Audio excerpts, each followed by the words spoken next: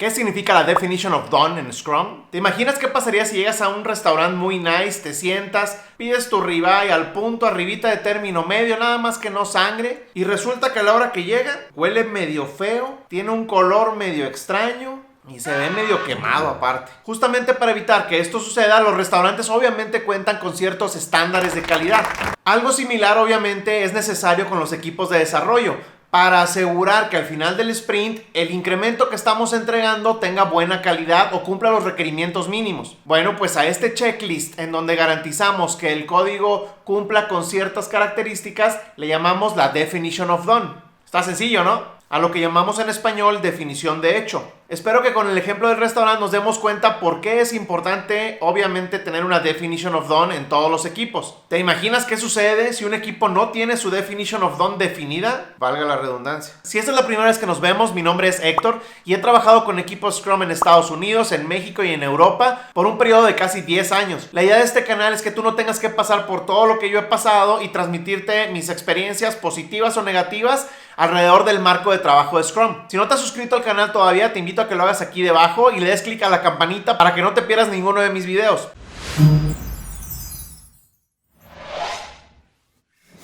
Y bueno, siguiendo con la analogía del restaurante que me parece bastante educativa, yo creo que la definition of done de este restaurante sería algo así. Los ingredientes usados deben de ser frescos. La cocina debe cumplir ciertos estándares de calidad.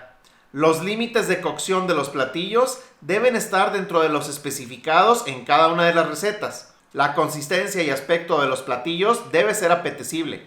Yo creo que si el restaurante hubiera tenido ese checklist en el ribeye que me trajeron, no me hubieran traído esa cochinada, sino algo como esto. Traducido al desarrollo de software, les voy a enseñar una definition of done de ejemplo de un equipo de software real con el que yo he trabajado. Los criterios de aceptación fueron cubiertos, es decir, que se ha cumplido con el acceptance criteria definido en la historia. Todas las deltas de los cambios en los ambientes han sido descritos y documentados. Obviamente esto sirve para que los ambientes de preproducción y producción se mantengan con las mismas características y no nos truene el código al hacer los deployments. Las dependencias han sido identificadas y reportadas para que no haya fallas a la hora de subir el código. La wiki o el sistema que ustedes utilicen para documentar en su empresa ha sido linkeado a la historia, de manera que cualquier persona que vea la historia va a tener claro en dónde está la documentación. ¿Qué les parece esta definition of done? ¿Creen que les haría sentido tener algo similar en sus equipos? Normalmente, cada equipo debe definir una diferente definition of done. Incluso en una misma empresa,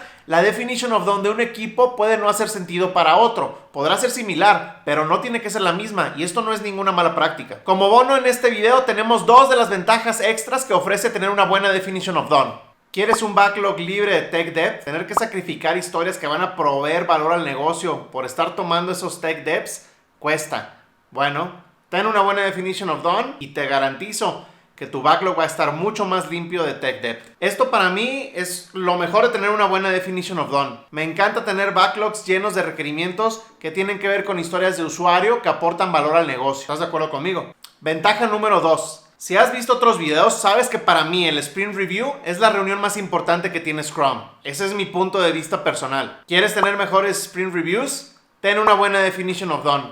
Recordemos que la relación entre el Sprint Review y la definition of done es que la definition of done es esa delgada línea que separa las historias que deben ser demostradas en el Sprint Review contra las que no se terminaron en el sprint y son spillovers o historias que deben de irse al backlog de nuevo para repriorizarse. Y aquí como bono te dejo uno de los anti-patterns más comunes o uno de los errores más comunes de Scrum es que normalmente las historias que no terminamos en un sprint las queremos pasar directamente al que sigue. Esto es un error. Las historias que no se terminan en un sprint deberían como buena práctica pasar al backlog de nuevo para ser tomadas en cuenta en la junta de planeación como cualquier otra historia. No por el hecho de haber participado en un sprint anterior tienen derecho a estar en el que sigue. Bueno, y en tus equipos ya tienen definition of done. Tal vez la definition of done en tu equipo incluya pruebas unitarias terminadas o pruebas de integración terminadas. Creo que si nos dejas en los comentarios algunos de los puntos que tienen ustedes en sus definition of done,